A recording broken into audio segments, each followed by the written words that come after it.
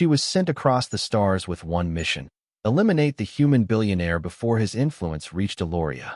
But after weeks of watching him surrender profit to save strangers, admit his own failures without excuse, and trust people who had every reason to betray him, the alien princess faced an impossible truth. Destroying him would be easy. Proving he deserved it would not. Welcome to Galactic Contact. We hope you enjoy today's cinematic sci-fi journey, and we wish you a wonderful day filled with happiness, inspiration, and hope. Now, let's begin this unforgettable story together. Princess Lyra Vatheris had spent 23 years preparing to recognize a threat before anyone else could. At the Royal Strategic Academy of Eloria, every lesson began with evidence and ended with consequences. Her instructors never described humans as cruel. That would have been too simple. They described them as adaptable, resourceful, capable of turning trade routes into alliances and alliances into influence. Entire semesters were devoted to studying civilizations that had surrendered independence without firing a single shot. The conclusion was always the same. Power rarely announced itself.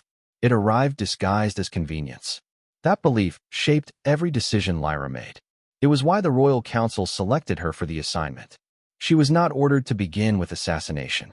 She was ordered to verify whether Ethan Carter truly represented the strategic danger outlined in years of intelligence reports. If the evidence confirmed the assessment, further authorization would follow. If it did not, she was expected to report exactly what she found.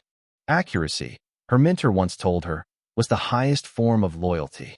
41 hours later, Lyra arrived aboard the Meridian Trade Station orbiting Earth under completely legitimate credentials. Officially, she was listed as an Elorian Technical Observation Delegate participating in a routine commercial infrastructure review authorized by both governments. Trade between humans and Eloria had become increasingly cautious, but it had never stopped entirely. Independent observers still inspected logistics systems, environmental safeguards, and emergency shipping protocols. The position granted her access to cargo operations, engineering inspections, maintenance records, and public technical documentation. It did not grant access to classified systems. She would not need them. If Ethan Carter truly intended to build political dependence through commerce, the pattern would appear in ordinary operations long before it appeared inside secret files. The cargo terminal stretched for nearly half a mile beneath transparent structural arches overlooking Earth. Autonomous freight carriers moved along magnetic guideways while maintenance crews inspected docking clamps between arriving transports.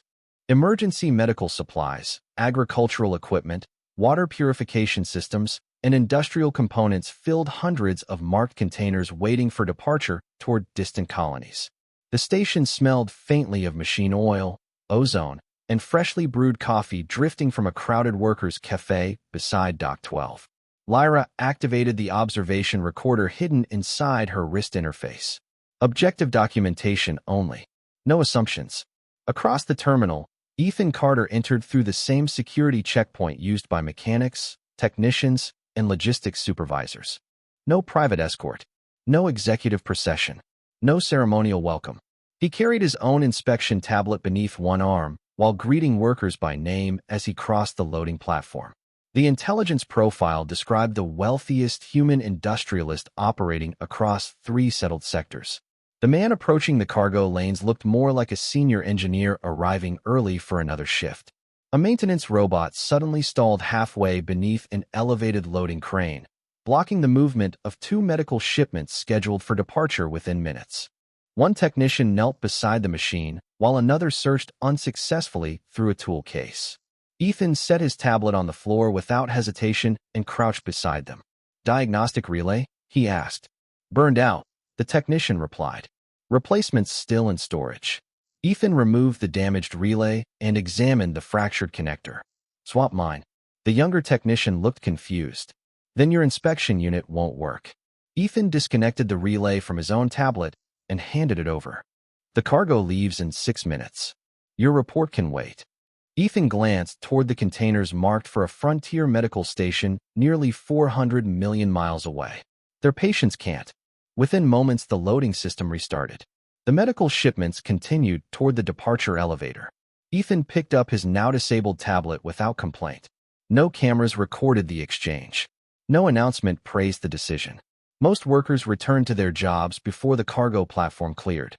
Lyra quietly saved the observation. She had expected to witness a billionaire protecting his influence. Instead, she watched a leader willingly reduce his own efficiency so strangers he would probably never meet would not lose theirs.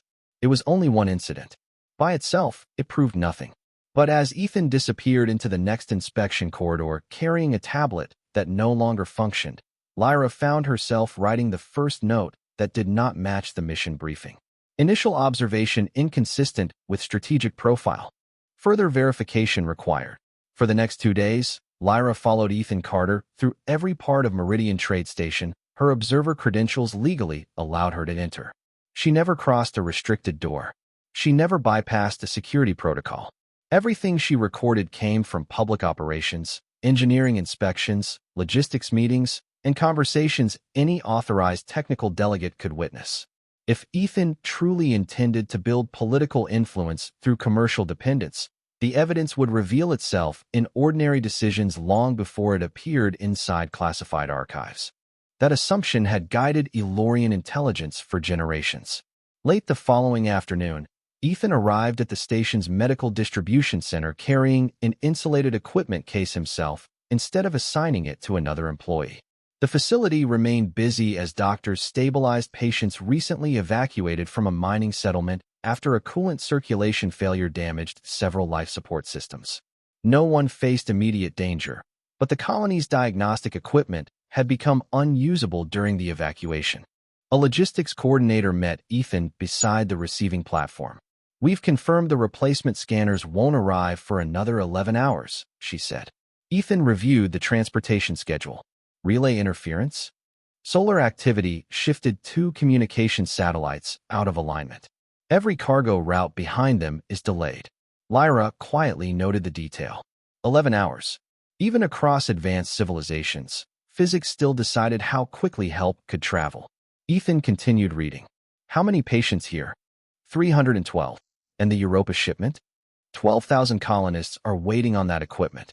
The coordinator hesitated before adding, "We only have enough scanners to fully support one destination." The room became quiet.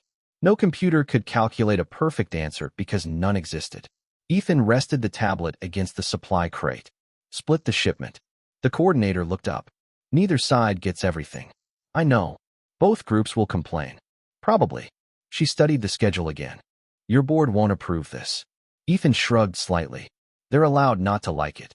There was no speech about sacrifice. No attempt to sound noble. The coordinator simply updated the distribution order and returned to work.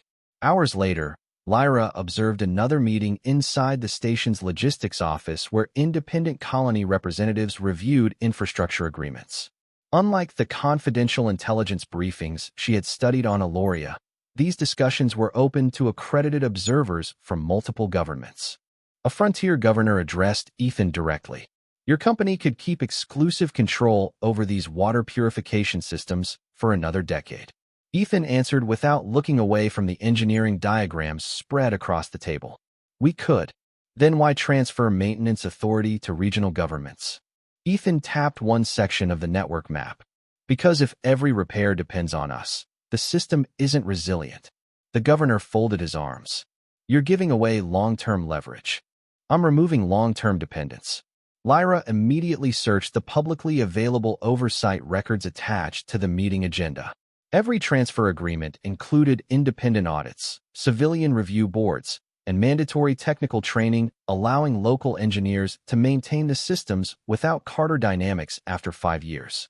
None of those documents were classified. None required hacking. They had simply never appeared in the intelligence summaries she received before leaving Eloria. That evening, while reviewing publicly accessible engineering reports inside the station's technical library, Lyra discovered another unexpected record. 3 years earlier, after one of Carter Dynamics' automated distribution systems failed during a colony emergency, Ethan had voluntarily accepted external regulatory oversight instead of appealing the investigation. The report contained financial penalties, engineering recommendations, independent inspections, and Ethan's own signed approval. One sentence near the end held her attention longer than the rest. No organization should become indispensable to the people it serves. Lyra closed the report slowly. The information itself was not hidden, only omitted from the summaries prepared for the Royal Council. For the first time since accepting the assignment, she realized the greatest weakness in an intelligence system was not false information. It was accurate information stripped of the context needed to understand it. Lyra spent the following day reviewing everything she had collected from Meridian Trade Station. She did not search for hidden information. She searched for connections. The distinction mattered. Elorian intelligence had taught her that the most dangerous threats were rarely visible in a single document. They appeared as patterns across thousands of ordinary decisions. A contract here, a resource agreement there, a technology partnership that slowly created dependence over decades. That was how civilizations lost control without realizing it. So Lyra examined the records available to her as an official observer. Public financial reports, infrastructure agreements, engineering reviews, colony support contracts. She expected to find the foundation of Ethan Carter's influence. Instead, she found something far more complicated. Every major project connected to Carter Dynamics contained the same unusual structure: independent oversight, local ownership requirements, mandatory training programs allowing colonies to maintain systems without permanent corporate assistance. It was not the behavior of an organization seeking control. It looked like an organization intentionally limiting its own control. That conclusion bothered her more than finding evidence against him would have. Confirmation was easier to process than contradiction. In the station's agricultural research wing, Lyra encountered the first major test of her assumptions. The facility maintained experimental crops designed for settlements where traditional farming was impossible. Under artificial sunlight panels and carefully controlled atmospheric systems, hundreds of plant varieties grew inside vertical cultivation towers. Ethan was reviewing production data with a team of scientists when a request appeared on the central display. New Horizon Colony had suffered a severe harvest failure after an unexpected fungal outbreak. They needed emergency seed reserves before the next planting cycle. The agricultural director looked uncomfortable. If we release the reserve stock, our own expansion schedule moves back at least 18 months. Ethan studied the projection. How many people depend on that harvest? Approximately 40,000. And how many depend on our expansion? The director paused. Not immediately. Ethan signed the transfer authorization. Send the reserve. The scientist remained silent for a moment. The shareholders will consider this another unnecessary loss. Ethan placed the tablet back on the table. They can review the decision. Lyra watched carefully. Again, there was no audience. No announcement. No attempt to create a public image. The decision simply happened, and the cost would appear later in financial reports. That evening, she accessed a public archive connected to the station's technical library. The records showed the same pattern. Ethan Carter was not a flawless leader. 7 years earlier, one of his company's automated supply systems had failed during an emergency distribution project. The failure had caused delays across several colonies. The incident report contained criticism from independent investigators and detailed technical failures. But the sections after the failure were what interested Lyra most. Ethan had not removed the report. He had expanded access to it. He had accepted external review. He had changed the system architecture to prevent future dependence on a single network. The original Elorian intelligence summary mentioned the failure. It did not mention the response. Lyra stared at the two documents side by side. Both were technically accurate. One simply contained more of the story. A notification appeared on her observer terminal. Ethan Carter had entered a public engineering review session. As part of her official duties, Lyra attended. The discussion involved a proposed energy network expansion between human and Elorian settlements. An engineer questioned Ethan's plan. If we give local governments full access to the technology, they could eventually stop working with us. Ethan considered the question before answering. Yes. The room became quiet. Then why do it? Ethan looked at the projected network map. Because if cooperation only works while one side needs the other, it isn't cooperation. Lyra recorded the statement, but did not label it as evidence. It was not proof of innocence. It was something more difficult. It was a reason to continue looking. For the first time, she questioned not whether Ethan Carter had influence. He clearly did. The real question was why someone with that much influence kept building systems designed to reduce it. 2 mornings later, Meridian Trade Station received a priority request from a civilian relief vessel approaching Earth from the frontier. The ship carried agricultural specialists returning from multiple colony systems, along with a climate-controlled vault containing thousands of preserved seed cultures. Those samples represented years of research intended for settlements where a single failed harvest could threaten an entire growing season. The emergency itself was not dramatic. A thermal regulation module inside the vault had begun drifting beyond acceptable operating limits. Nothing had failed completely, but if the temperature continued climbing, the seed bank would become unusable long before the ship reached port. Lyra joined dozens of engineers inside the station's Central Engineering Operations Room under her authority as an Elorian technical observation delegate. She watched human technicians compare telemetry against maintenance records while Ethan Carter reviewed the incoming engineering assessment. Current data is 52 minutes old, a flight engineer reported. Communication latency? Ethan asked. Yes. Solar interference forced us onto the longer relay route. Lyra silently noted the number. Every decision they made would rely on information nearly an hour behind reality. No technology could eliminate the delay. Physics remained the final authority. Another engineer expanded the schematic of the damaged environmental system. We have one compatible thermal regulator on the station. Ethan looked at the inventory report. Where is it? Installed in Greenhouse 3 as part of the emergency backup network. A supervisor answered before anyone asked the obvious question. Removing it leaves our own agricultural habitat without redundant climate protection during tomorrow's radiation cycle. The room became quiet. Save the relief ship, and Meridian accepted additional risk. Protect Meridian, and several frontier colonies could lose years of agricultural research. Neither option protected everyone. Lyra stepped closer to the engineering display. The regulator doesn't have to operate at full capacity. Several human engineers turned toward her. She enlarged the environmental schematic. Older Elorian preservation vaults used supplemental airflow channels to reduce thermal load during partial equipment failures. One programmer frowned. Our control software doesn't recognize that architecture. It doesn't need to, Lyra replied. The airflow sequence can be managed independently. Ethan studied both schematics without interrupting. Can we adapt the human controller to follow the Elorian timing? A systems engineer answered honestly. We don't know. Ethan nodded once. Let's find out. No speeches followed. No one argued over which civilization had better technology. Human programmers rewrote environmental control routines, while Lyra translated decades-old Elorian engineering standards that had never existed inside human software libraries. Progress came through small corrections rather than breakthroughs. One simulation failed after 9 minutes. Another overloaded the airflow valves. A third stabilized temperature but exceeded power limits. Nobody blamed the previous team. They simply adjusted the design and tested again. Nearly 2 hours later, the final simulation completed 72 continuous operating cycles without exceeding safety thresholds. The chief engineer leaned back slowly.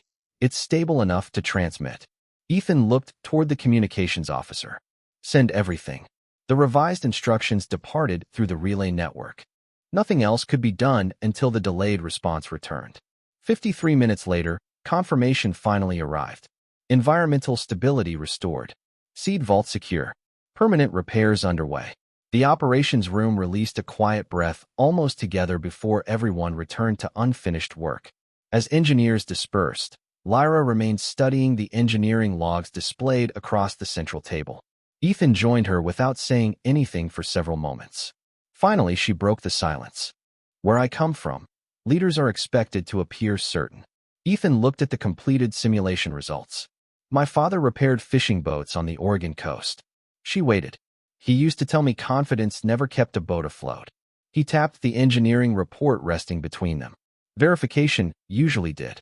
Lyra looked once more at the joint solution created from two different engineering traditions. Neither system had been sufficient by itself. Neither had surrendered to the other. Together, they solved a problem neither civilization could have solved quite the same way alone. For the first time since arriving on Meridian Station, she realized cooperation was not the opposite of strength. Sometimes it was the strongest system engineers could build. The consequences arrived 3 days after the Seed Vault rescue. not as a crisis alert or a political accusation, but as a series of financial reports appearing across Ethan Carter's executive terminal.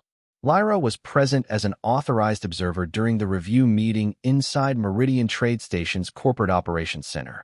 She expected to see confidence from the human billionaire. Instead, she saw a room full of people calculating the cost of decisions that could not be undone. The first report displayed the impact on Carter Dynamics' frontier expansion program. The agricultural reserve transfer had delayed several commercial projects by 18 months. The second report showed investor reactions. Several major shareholders had reduced their positions, and two strategic partners had suspended future agreements until the company's priorities became clearer. A senior financial director placed the final report on the table. The market believes we are becoming a humanitarian organization instead of an infrastructure company. Ethan looked at the declining projections. We are still an infrastructure company. Then why do every recent decision reduce our competitive advantage? The room remained quiet. The question was not hostile. It was practical. Lyra noticed that difference. Ethan did not answer immediately. He reviewed the data again, then closed the report. Because a system that only works when one organization stays in control is not a stable system. The financial director leaned back. That answer will not satisfy investors. Ethan nodded. I know. And you are comfortable with that? A brief silence followed. Ethan looked toward the station windows where cargo vessels moved slowly between docking lanes. No. The honesty surprised Lyra more than any confident answer could have. He was not pretending the consequences were meaningless. He was accepting them. Later that day, she walked through the lower cargo district where several workers were reviewing schedule changes caused by delayed projects. A group of technicians stood beside an inactive manufacturing line designed for a colony transport upgrade. One worker recognized Ethan approaching. The Europa contract is postponed. Ethan stopped. I know. My transfer was attached to that project. The young technician looked down at the empty production floor. My family already moved closer to the launch facility. Ethan remained silent for a moment. I'm sorry. The technician looked at him. I understand why you made the decision. A pause followed. I still don't like it. Ethan nodded. You shouldn't have to. The answer seemed to remove the need for any argument.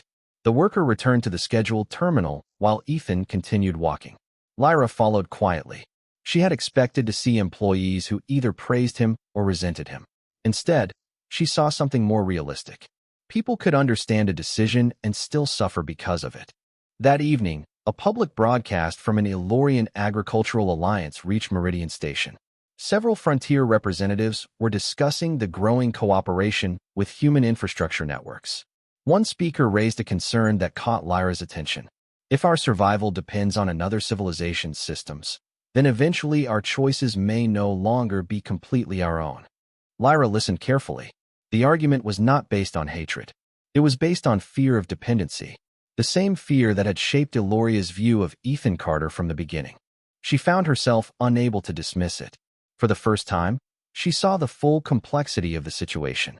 Ethan was trying to prevent dependence, but the very act of providing advanced support created relationships that could become difficult to leave. Good intentions did not automatically remove consequences. That night, Lyra met Ethan near the cargo observation corridor. She did not mention the reports. She did not mention the criticism. Instead, she asked, "Do you ever wonder if you made the wrong choice?" Ethan looked at the ships moving beyond the station. Every time. The answer came quickly. Then why continue? He watched a medical transport disappear into the darkness. Because being uncertain doesn't mean doing nothing. Lyra stood beside him in silence. For weeks, she had searched for evidence that Ethan Carter was dangerous because of his influence. Now she understood the more difficult truth. Influence itself was not the problem. The question was whether someone with influence used it to make others smaller or to help them stand without needing him. And for the first time, she realized that answering that question required more than observation. It required judgment. The most difficult decisions rarely arrived with warnings. They arrived quietly, hidden inside ordinary calculations. Lyra learned that lesson during the following week when Meridian Trade Station received 2 emergency transmissions within 9 minutes of each other. The first came from a human medical transport carrying replacement equipment toward a remote frontier colony. The second came from an Ilorian research vessel returning from a deep space survey mission. Both ships had serious problems. Both crews needed assistance. Meridian had one available rescue vessel capable of reaching either destination before conditions became critical. The operations center immediately became silent as the navigation team projected both situations across the main display. The human transport had suffered a propulsion stabilization failure. The crew still had life support, but without repairs, their trajectory would become unsafe within 14 hours. The Ilorian vessel had lost its primary navigation array after a radiation event damaged several guidance components. Without correction, it would drift beyond its planned route and require significantly more fuel to recover. A flight controller reviewed the options. The rescue vessel can reach one location before the safe recovery window closes. Ethan studied the orbital calculations. And the other? Possible recovery later. But the delay increases risk. Lyra looked at the fuel report. You don't have enough propellant for 2 emergency transfers. The controller nodded. Correct. No one spoke for several seconds. The situation was not a question of technology. It was a question of limits. Physics had created a boundary neither civilization could negotiate. A senior officer finally asked, which vessel receives priority? Everyone looked toward Ethan. Lyra watched carefully. She expected him to choose the human ship, not because he was biased, but because most leaders protected their own first. Instead, he asked a different question. What can each crew still do without us? The room shifted. The flight team reviewed the data again. The human transport can stabilize their position manually, but they need specialized equipment to complete repairs. Another engineer checked the Ilorian vessel. The navigation system is damaged, but their secondary thrusters remain functional. Lyra moved toward the display. They can perform a manual stellar correction. Several humans looked uncertain. Without their navigation computer? Yes. How accurate? Accurate enough if they receive the correct calculations. A communications officer interrupted. The relay delay is 11 hours. Lyra nodded. I know. The officer pointed toward the projected trajectory. They may not receive the information before the first correction window. Lyra adjusted the model. They don't need the first window. They need the second. Ethan looked at her. Can you calculate it? She paused briefly. This was no longer an observation. No longer an investigation. This was a choice. Yes. The operations center moved immediately. Human engineers focused on the rescue vessel's propulsion limitations. Lyra translated Ilorian navigation mathematics into a format the human systems could transmit. Neither side replaced the other. They filled the gaps the other could not. The instructions were sent toward the Ilorian vessel. The rescue ship was redirected toward the human transport. Then everyone waited. 11 hours later, the delayed transmission arrived. The Ilorian crew had received the calculations and completed the manual correction successfully. Their vessel was now heading toward a nearby research station under its own power. Several hours after that, the rescue vessel reached the human transport and completed the necessary repairs. Both crews survived. Neither side received everything it wanted. Both received exactly what they needed. Later that evening, Lyra found Ethan reviewing the final reports alone inside the flight control balcony. You allowed your own people to wait, she said. Ethan looked at the navigation displays. I allowed them the chance to solve what they could solve. Many leaders would have chosen their own side immediately. He nodded. Many leaders would have good reasons. Lyra studied him. Then how did you decide? Ethan remained quiet for a moment. I asked who needed saving first. The answer was simple. Almost too simple.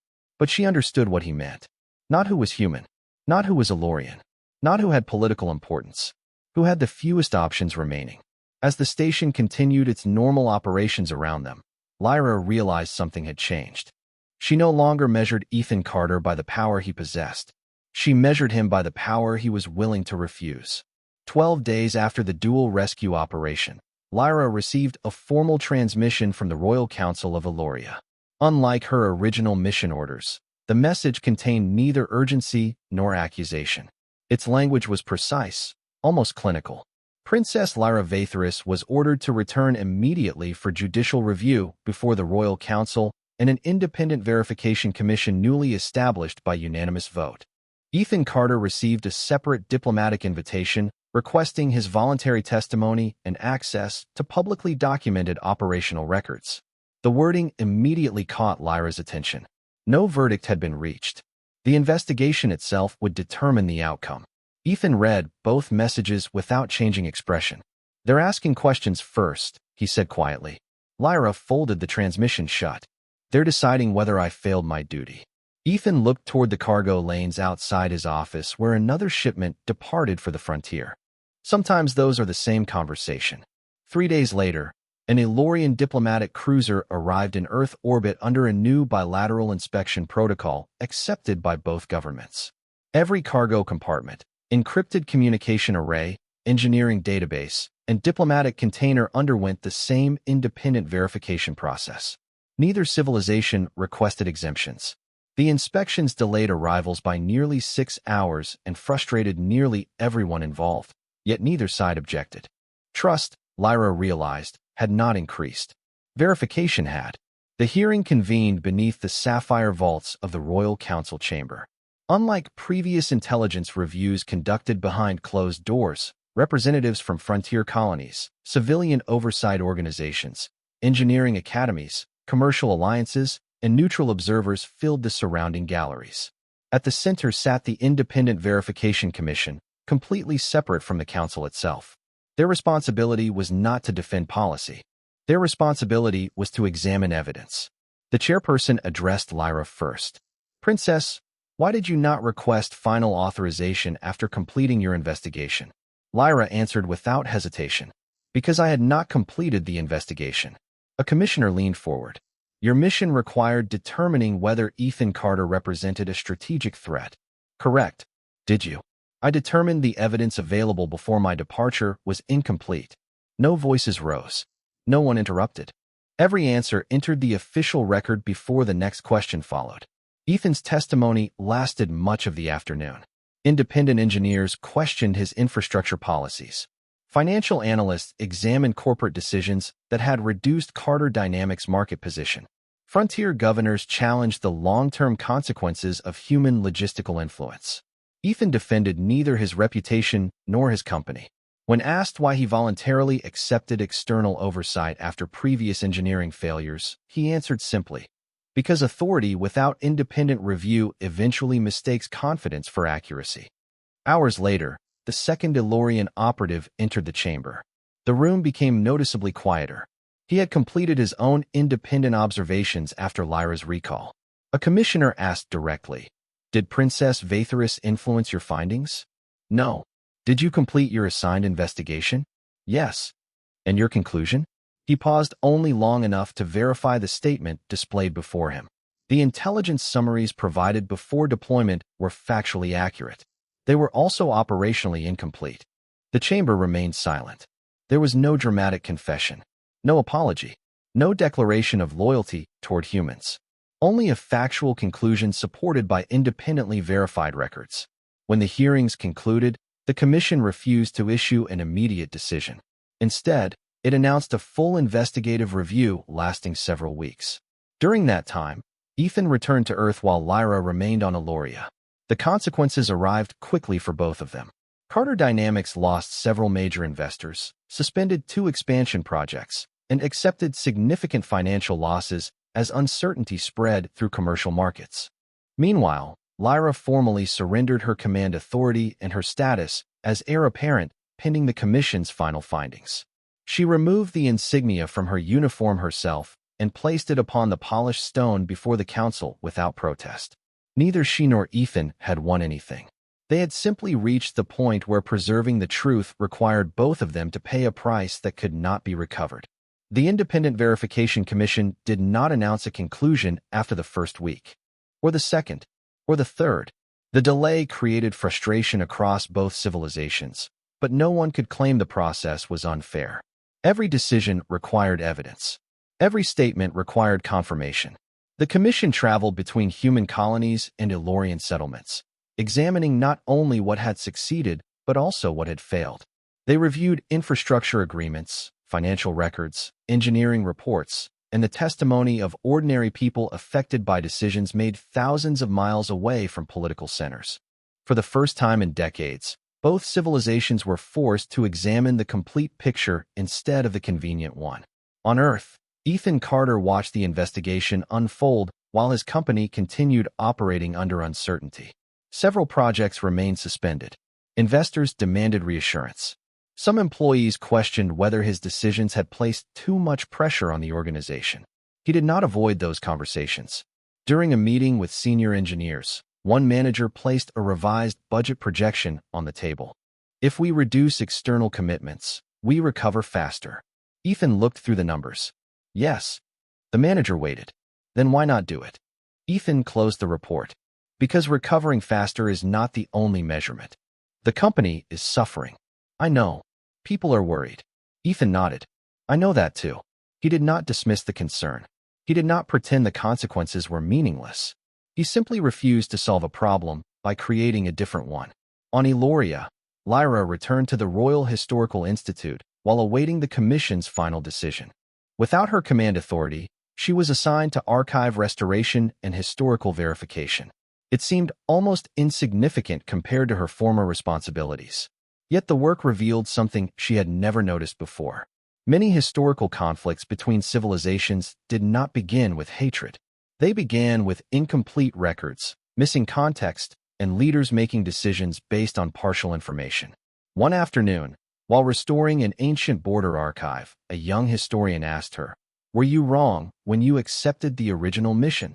Lyra looked at the damaged document in her hands. "I believe the information I received." The historian waited for more. Lyra carefully aligned the restored pages. The mistake was believing that receiving information was the same as understanding it. The answer spread quietly through academic circles, not as a political statement. As a reminder, 37 days after the hearings began, the commission returned to the council chamber. The final report was not short. It contained thousands of pages of evidence, including criticisms of both human and Elorian policies. The chairperson addressed the gathered representatives. Our investigation found no evidence that Ethan Carter or Carter Dynamics attempted to create political control through infrastructure dependency. A pause followed. However, we also found evidence that unchecked influence, even when created through beneficial actions, can produce long-term risks. Ethan remained silent. The criticism was expected. It was also fair. The report continued.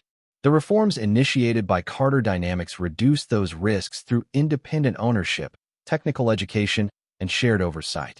Another commissioner addressed Lyra. The intelligence reports provided to the Royal Council were not fabricated. She nodded. But they were incomplete. Correct. The final recommendation required permanent changes. Future human Elorian projects would require independent oversight from both civilizations. No organization, government, or corporation would control critical, shared infrastructure alone. The agreement did not create friendship overnight. It created a framework where disagreement could exist without becoming fear. After the announcement, Lyra walked through an Elorian public transit station without royal escort. Citizens recognized her. Some approved of her choices. Others did not. An older engineer approached her beside a departure platform. "I read the commission report." Lyra waited. "I still think some risks are too high." She nodded. "They might be." The engineer seemed surprised. "You agree?" Agreement is not required to examine a concern. The old engineer considered the answer, then boarded the arriving transport. Lyra watched the doors close. She understood then that trust had not been created because everyone reached the same conclusion. It had been created because both sides finally accepted that truth was stronger when it survived disagreement. Years later, the Meridian Archive stood where the first human-Elorian cooperation agreements had once been signed. It was not built as a monument to heroes. There were no statues of Ethan Carter or Lyra Vathris at the entrance. No walls displayed victories or celebrated one civilization above another. The first exhibit visitors encountered was a collection of failures. A damaged agricultural controller from an early colony project. A navigation module from a rescue mission that almost failed. A rejected infrastructure proposal that looked efficient on paper but created unacceptable dependence in practice. Beneath each item were the same questions. What was missing? What was overlooked? What should have been considered earlier? The archive was designed around a simple principle. History was not valuable because it showed who was right. History was valuable because it showed what people had learned. Decades after the events that changed human-Elorian relations, Ethan Carter rarely appeared in public discussions. Carter Dynamics continued to operate, but it no longer controlled the systems that once made the company powerful. Independent organizations managed shared infrastructure. Local governments maintained their own technology. The structure Ethan had helped create had eventually reduced his own importance. He considered that a success. During one of his rare visits to the archive, a group of engineering students stopped beside an exhibit displaying the first failed human-Elorian compatibility project. A young human student recognized him. "You designed part of this system." Ethan looked at the display showing the damaged components. "I was part of the team." The student pointed toward the failure report. "It failed because the technologies were too different." Ethan nodded. "That was part of it. What was the other part?" Ethan looked at the students standing around the exhibit. "We assumed different meant incompatible." The answer was simple, but the students continued reading the report afterward. They did not need a speech. The evidence was already there. Across the galaxy, Lyra Vatheris carried a different responsibility. She eventually returned to the Royal Council, but her leadership style changed permanently. She no longer viewed caution and openness as opposites. She demanded stronger verification, broader debate, and independent review before major decisions. During a lecture at the Elorian Historical Institute, a young scholar asked her a familiar question. "Princess, when did you realize your original mission was based on a mistake?" Lyra looked toward the archived intelligence records displayed behind her. "I didn't." The audience became quiet. The information was not false. She paused. It was incomplete. The scholar waited. And that difference changed everything.